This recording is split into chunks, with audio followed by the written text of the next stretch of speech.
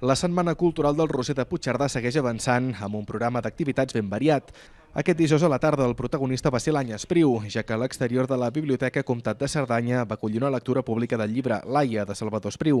L'any passat ja es va fer una lectura pública, en aquest cas de l'obra de Jordi Pere Cerdà.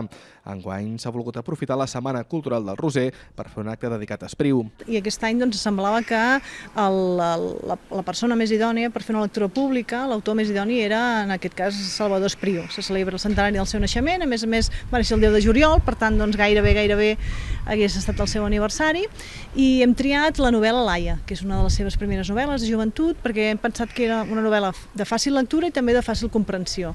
Potser més que els poemes, perquè per llegir poemes se n'ha de saber una miqueta, vull dir que potser costa més, i la comprensió dels poemes d'Espriu són complicats. Per tant, per fer-ho oralment, ens ha semblat que Laia era més adequat. Després d'aquesta lectura pública, el protagonisme es va desplaçar cap al pati del Museu Cerdà, on va tenir lloc un concert de la banda de música d'Oceja. En la Setmana Cultural de l'any passat ja es va fer algun acte en aquest espai, tot i que aleshores encara estaven obres. Enguany ja s'hi ha pogut fer el primer espectacle amb l'espai completament acabat, i l'objectiu de l'Ajuntament és potenciar-lo com a espai de cultura a l'aire lliure.